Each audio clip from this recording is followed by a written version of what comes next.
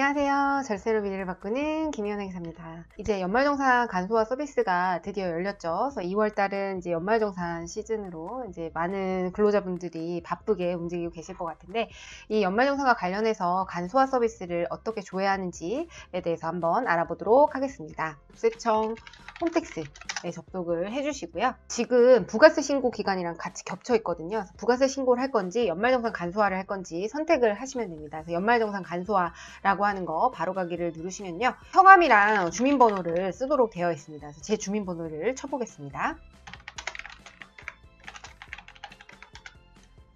네, 공인인증서를 일단 로그인을 하셔야 됩니다. 그렇게 되면 이렇게 연말정산 간소화 서비스에 들어오시게 되고요. 병원, 은행 같은 경우에는 1월 13일까지 제출한 자료가 조회가 됩니다. 지금 1월 15일부터 연말정산 간소화 서비스가 열렸는데 1월 15일 이후에 제출된 자료는 20일부터 제공될 예정이라고 하시니까요. 기존에 자료가 조회되지 않을 수 있으니까 만약에 다음 주까지 제출이 가능하신 분들이라면 1월 20일 이후에 조회하시는 게 좋을 것 같거든요. 1월 20일이 이번 주 일요일입니다. 그래서 다음 주까지 만약에 연말정산 간소화 서비스, 그러니까 간소화 자료 혹은 연말정산 간소화 자료를 다음 주까지 제출하셔도 되는 분들이라면 20일부터 조회를 하시는 게 가장 확실한 정보일 것 같고요. 만약에 이번 주에 마감을 하는 회사들도 있더라고요. 대기업 같은 경우에는 워낙 인원이 많다 보니까 만약에 이번 주에 마감을 한다라고 하시면은 지금 그냥 조회가 된 거를 토대로 해서 확인을 한번 해보셔야 될 것 같아요. 누락된 업체가 있다라고 하면은 그 업체에다 요청을 해서 영수증을 따로 받으셔야 되겠습니다.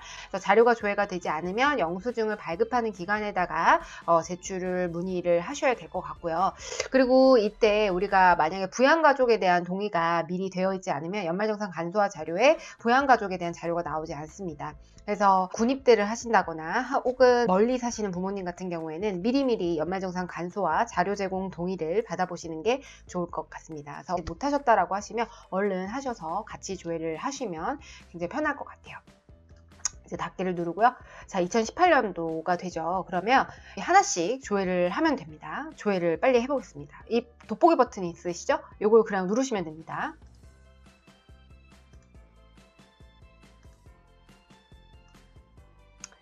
이런 식으로 계속 클릭을 하시면 됩니다.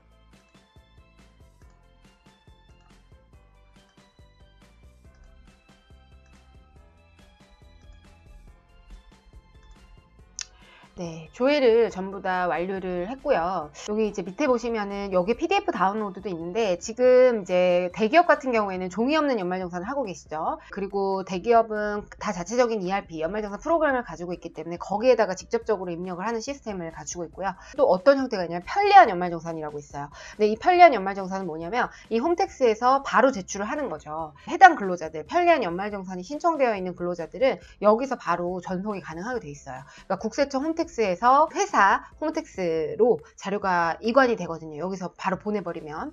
그렇게 조회를 하시는 방법이 있습니다. 그래서 편리한 연말정산을 하는 방법도 있고, 또 혹은 연말정산 간소화 PDF로 보내주세요 라고 하는 곳들이 있어요. 그러니까 대기업 같은 경우에도 종이 없는 연말정산을 할 때 이 PDF를 한 번에 내려받도록, 그렇게 해야만 요 한 번에 내려받기라는 버튼 보이시죠? 이걸로 받으셔야만, 이걸 또 하나하나 PDF 다운로드 받으시면 안 됩니다.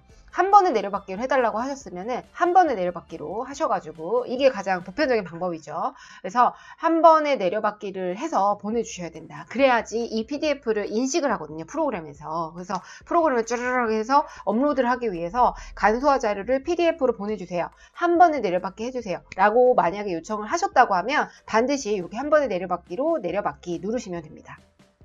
그리고 아마 이제 편리한 연말정산이라는 서비스를 이용하고 계신 회사의 분들이 계실 거예요. 그분들은 제가 다시 설명을 드릴게요. 일단은 여기서 내려받기 하면은 끝이 나는 겁니다. 네, 이렇게 해서 연말정산 간소화 자료는 조회가 가능하다는 점. 여기서 이제 하나하나 확인하시면서 연말정산 간소화 자료가 혹시나 누락된 거 없는지 본인이 체크하셔야 되고요. 저는 자료 제공 동의를 하지 않아서, 왜냐면 저는 사업자이기 때문에 연말정산을 하지 않습니다. 그래서 저는 이제 제공 동의를 해놓지 않았고요. 만약 미리 제공 동의를 하신 분들은 여기 보시면 아까 전에 그 밑에 다 나오게 되어 있습니다.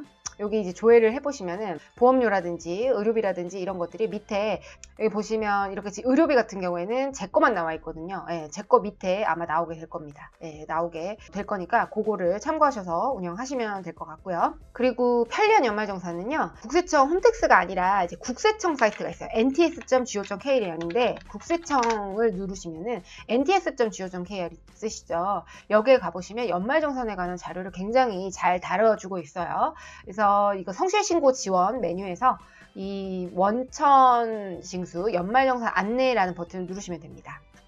여기 보시면 연말정산 요번에 개정된 세법 어떤 건지 2018년 귀속분을 저희가 지금 신고하는 거잖아요. 그래서 그거에 대해서 나와 있고요. 그리고 연말정산 교육동영상, 이제 원천징수 의무자는 회사입니다. 그리고 근로자용을 누르시면 됩니다. 이렇게 지금 화면이 이렇게 나와요. 그래서 요거를 찬찬히 읽어보시고 하시면 될 것 같고, 여기 보면 편리한 연말정산 이용 방법 동영상이라고 있어요. 저희 이제 고객분들 중에서도 이 편리한 연말정산을 운영하시는 경우가 있는데, 저희 보통은 이제 연말정산 간소화 공제증명 자료를 제가 아까 한 번에 내려받기 있잖아요. PDF.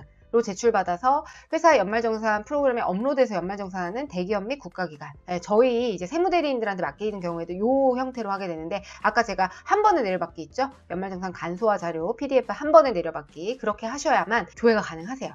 그렇게 해야만 프로그램에 인식할 수 있어요. 그래서 한 번에 내려받기로. 그리고 이제 유형 3 같은 경우에는 홈택스를 통해서 온라인으로 공제증명 자료를 수집하는 경우도 있고, 홈택스에서 근로자가 작성한 소득세액 신고서, 그러니까 아까 그 간소화 자료에서 소득세 신고서 화면으로 넘어가게 되거든요. 요 유형 3, 4, 5 있죠? 요 세 가지가 바로 편리한 연말정산이라는 겁니다. 이거는 이제 홈택스에서 국세청, 아까 연말정산 간소화 자료를 조회하는 그 화면이 있으시잖아요. 거기에서 이제 그 국세청 홈택스에서 전송이 되는 겁니다. 회사 홈택스로. 네. 회사가 이제 그 홈택스에 로그인을 하면은 거기에 이제 자료가 와 있는 거죠.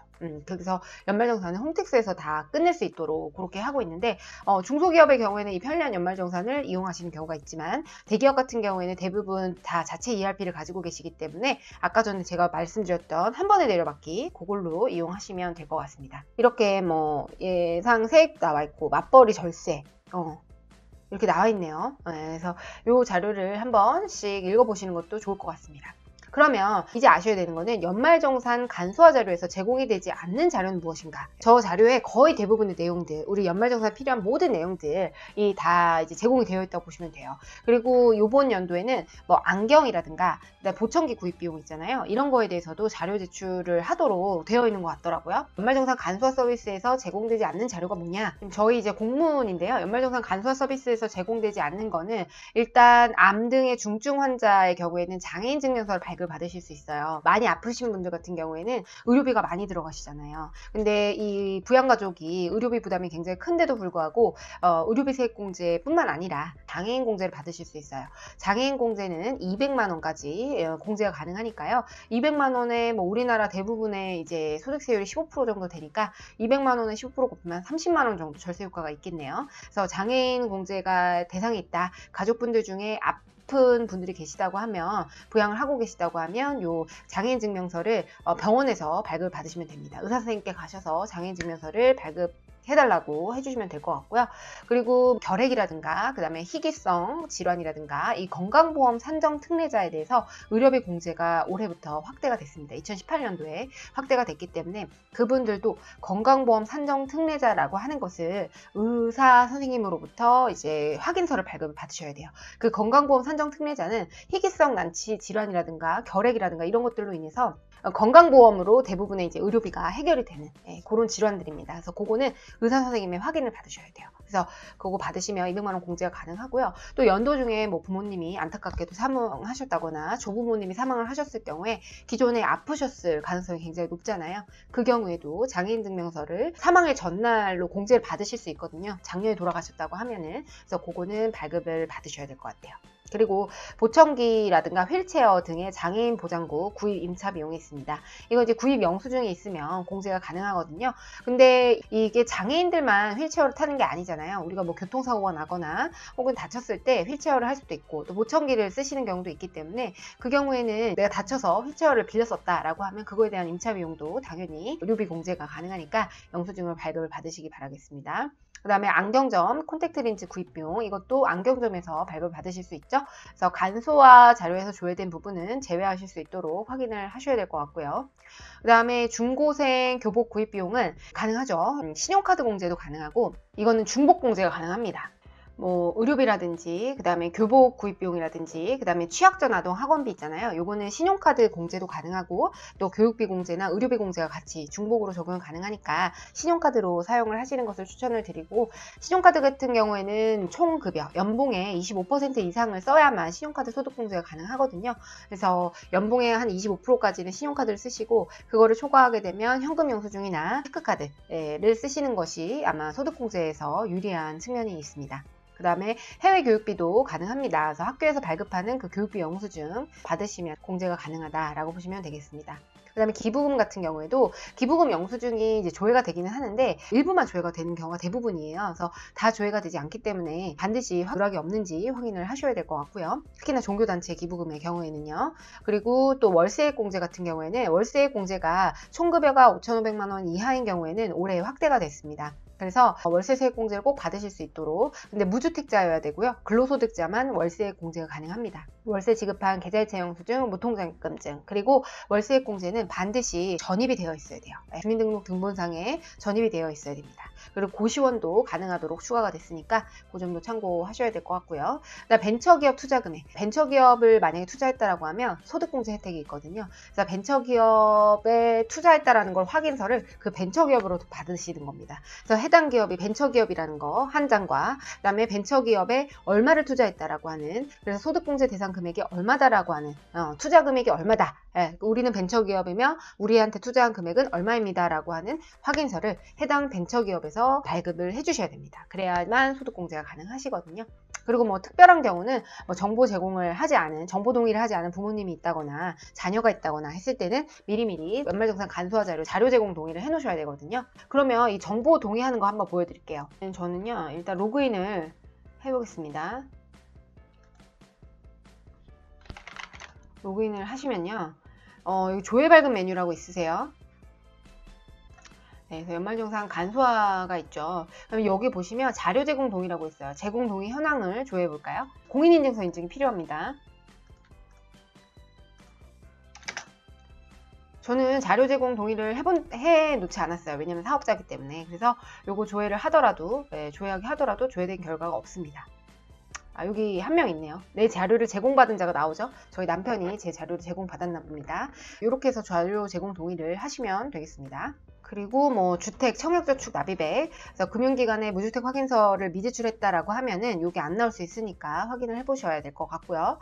그 다음에 주택 임차 차입금, 전세자금에 대한 차입금 원리금 상환액이 누락되는 경우가 있으니까 그것도 확인을 해보셔야 될 것 같습니다. 그 다음에 주택자금 이자 상환 공제, 이것도 이제 거래은행을 바꾼 경우, 전 매도자의 채무의 인수 등 누락 확인이 필요하다라고 나와 있죠. 그리고 뭐 의료비도 누락되는 경우가 있고요. 핸드폰 번호가 변경됐을 경우에 그거를 등록하지 않게 되면 제대로 자료가 나올 수가 없다라는 거를 주의하셔야 될 것 같습니다. 네, 지금까지 연말정산 간소화 자료를 조회하는 방법과 자료에서 또 조회가 되지 않는 서비스는 무엇인지에 대해서 알아봤습니다. 감사합니다.